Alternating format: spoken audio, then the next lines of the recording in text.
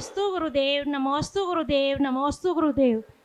महाराज श्री, मेरा क्वेश्चन ये है कि गर्भवती स्त्री कितने समय तक आहार दे सकती है और क्यों? जो प्रसूति से सहित है गर्भवती स्त्री जो है उसके लिए 6 महीने के पहले पहले जो है वो आहार आदि दान देने का जो है अधिकार होता है।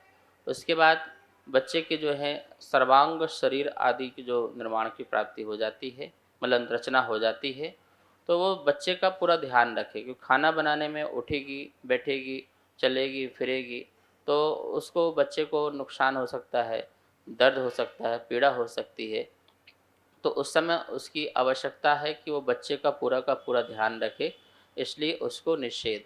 और अंतरंग में भी अशुद्धियाँ बहुत होने लगती हैं, ठीक है ना, रक्त आदि का जो है संचार आदि बहुत होने लगता है, तो इसलिए अशुद्धियाँ अधिक होने के कारण भी उसको आहार आदि के लिए निषेध कर दिया जाता है। और मेरे ख्याल से तो आचार्यों ने इसलिए निषेध किया होगा कि भाई अब जो जीव जन्म ले रहा है तो उसका पूरा ध्यान रखो, वो स्वस्थ जन्म ले, उस हीन अंगों का, उपांगों का उसका जो है विकास अच्छी से हो सके। इसलिए माता जो है वो उठेगी, बैठेगी, 9th मंथ में उसको बोलते हैं उठो बैठो, अच्छे से उसकी डिलीवरी हो जाए। लेकिन बाकी समय जो है, अब ये समय जो 6 से 7वां 8वां ये 2 जो महीने हैं, पूरा का पूरा समय देना बहुत ज़रूरी है बच्चे के लिए। इसलिए जो है 6 महीने के पहले पहले तक जो है वो आहार दे सकती है, पर उसके बाद जो है बच्चे जन्म ले लें उसके बाद 45 दिन के बाद जो वो आहार आदि दे सकती है, पूर्ण शुद्धि हो जाती है। और मंदिर में बच्चे को भी 40 दिन के बाद ही लाते हैं, 40-45 दिन जो बताया है उसके बाद ही क्या बोलते बच्चे को लेके आते हैं, क्योंकि उसको भी बाहर की जो हवा से बचाना होता है। अभी वो इतना जो है बालक, इतनी ऊपर की गर्मी सर्दी इसको सहन करने की शक्ति नहीं होती है, कोई भी वायरस जो उसको अटैक कर सकता है, तो अभी पूर्ण शक्ति उसके पास नहीं है, विकास नहीं है कि हम एक दिन के बालक को ही ला करके दर्शन करा दें, ये करा दें, वो करा दें, तो इसलिए उसको अलग रखा जाता है। अब देखो जो गर्भवती जो जन्म देने वाली माँ होती थी पहले, तो वहाँ पे धुआं आदि कर देते थे। क्यों करते थे? क्योंकि वहाँ जो बैक्टीरिया जो जन्म लिए हैं बहुत सारे, वो जर्म्स किसी और को नुकसान ना पहुँचाएं, तो वहाँ और पैदा भी ना हो। तो इसलिए बहुत सारी व्यवस्थाएं साइंटिफिक होती थी, उनको ध्यान में रखते हुए धार्मिक रूप से भी, क्योंकि आपको अब सूतक लग चुका है, इसलिए उस सूतक का भी ध्यान रखते हुए, और एक साइंटिफिक रीज़न भी है कि आप किसी और को भी वायरस ना हो सके और आपको भी और ना हो सके, बच्चे को भी ना हो सके, इसलिए उसको 40-45 दिन के बाद ही मंदिर दर्शन कराने लाना चाहिए। नमोस्तु गुरुदेव, नमोस्तु गुरुदेव। आचार्य जी, मेरा प्रश्न ये है कि 16 स्वर्ग होते हैं और 7 नरक क्यों होते हैं? मतलब स्वर्ग में तो जाने के लिए 16 हैं, लेकिन नरक में जाने के लिए 7 ही क्यों हैं? स्वर्ग 16 होते हैं और नरक जो हैं वो 7 होते हैं, ठीक है ना। आपको ये जानकर बड़े आश्चर्य होगा कि देव पर्याय में जाने वाले जीव ज़्यादा होते हैं, नरक पर्याय में जाने वाले जीव जो क्या होते हैं वो कम होते हैं। जिनको 2000 तिरस सागर की पर्याय मिलती है, मान लो जीव को, तो 2000 तिरस सागर की पर्याय में लगभग 14,000 सागर जो है वो तो स्वर्ग में ही बिताता है। कहाँ? स्वर्ग में। और नरक में जो है शेष जो बचा वो नरक में, और छोटा सा जो स्थान है वो मनुष्य में। तब आप सोचिए कि सबसे ज़्यादा स्थान कहाँ पर था उसका रहने का? स्वर्ग में। क्यों? क्योंकि तीव्र कषाय में जीव ज़्यादा देर तक नहीं टिक सकता। इसलिए जब तीव्र कषाय ज़्यादा देर नहीं टिक सकता है, तो उस समय यदि आयु कर्म का बंध बनेगा तो भद्र परिणाम के कारण कहाँ का बंधेगा? परिणामों में भद्रता मंदता होने के कारण उसका नियम से कहाँ का बंधेगा? देव पर्याय का बंधेगा, ठीक है ना। तो देव पर्याय में भी मिथ्यात सहित मंद परिणाम से वो 16 स्वर्ग तक या 9 गिरेवक तक भी जा सकता है। 9 गिरेवक कंडीशन अलग है, मुनि बन करके, द्रवलिंगी मुनि बन करके जा सकता है, लेकिन 16 स्वर्ग तक तो मंद परिणाम वाला जो जीव है वो भी वहाँ पर जाके जन्म ले सकता है। तो मैं तो यही रीजन दूंगा कि देव ज़्यादा जाते हैं लोग, इसलिए वहाँ 16 की आवश्यकता है, और नरक जो है कम जाते हैं लोग, इसलिए वहाँ पर सिर्फ वैकेंसी क्या है?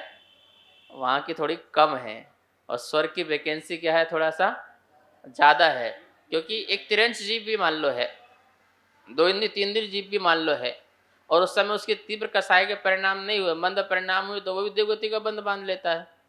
ठीक है ना। जानवर हैं, कुत्ते हैं, बिल्ली हैं, ये सब भी यदि जिस समय कसाय नहीं कर रहे, शांत भाव से बैठे हुए हैं वहाँ, और कोई क्रूरता के परिणाम नहीं है मान लो, जिस क्षण मान लो उस समय मंद परिणाम है, तो वो भी कौन से पर्याय बांध लेंगे, देव पर्याय बांध लेंगे।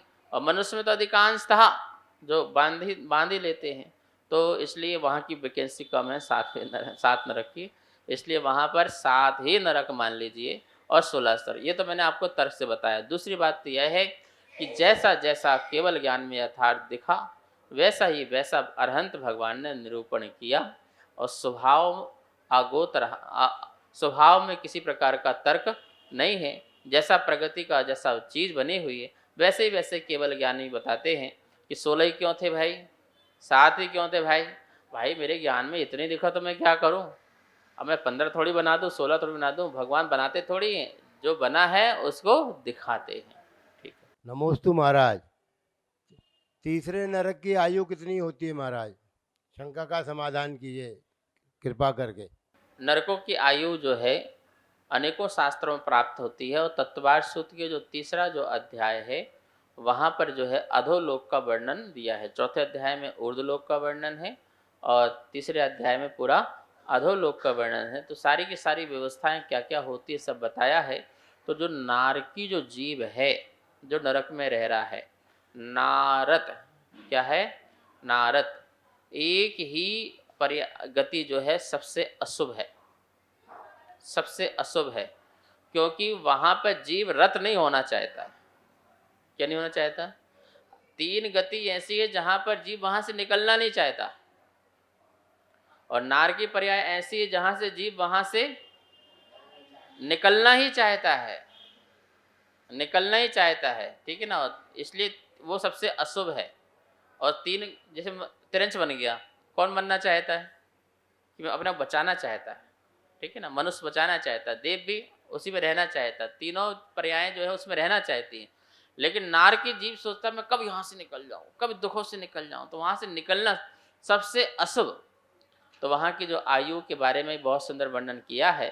पहला जो नरक है उसमें 1 सागर की जो है आयु है उत्कृष्ट।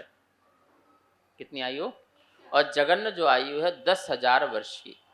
कितनी? सबसे छोटी जो आयु है पहले नरक की 10,000 वर्ष, और उत्कृष्ट कितनी है? 1 सागर। अब जो जगन्न होगी पहले, उत्कृष्ट जो होगी पहले नरक की, वो दूसरे नरक की जगन्न बन जाएगी। क्या बन जाएगी? तो दूसरे जो नरक हैं उसकी जो आयु है वो 3 सागर। कितनी सागर? उत्कृष्ट कितनी है? 3 सागर। तो जगन्न कितनी हो जाएगी? 1 सागर हो जाएगी। ऐसे तीसरे नरक की आयु उत्कृष्ट 7 सागर है। कितनी है? 7 सागर है। तो जगन्न कितनी हो जाएगी? 3 सागर। सबसे ज्यादा जगन्न इतनी है। ठीक है ना। अब 7 क्या है? उत्कृष्ट है। अब ये देखना है कि जो वहाँ पर जीव हैं तीर्थंकर बनने वाले, जो वहाँ से निकल के आएंगे, जो हमारे शास्त्रों में लिखे हुए हैं, अब उनकी आयु जो है जगन्न से कुछ ऊपर है। क्या है आयु उनकी? जगन्न से ऊपर है। उत्कृष्ट भी नहीं है पर जगन्न से ऊपर है। जैसे पहले नरक में जो वो अपने राजा श्रेणिक हैं, उनकी 10,000 वर्ष जगन्न नहीं है, 84,000 वर्ष है। क्योंकि 84,000 वर्ष में पूरा काल निकल जाएगा, जो चौथा काल प्रारंभ हो जाएगा। तो ऐसी उनकी जगन्न में मध्यम जो आयु है वो मानना है आपको। इस कार्यक्रम के पुण्यार्जक थे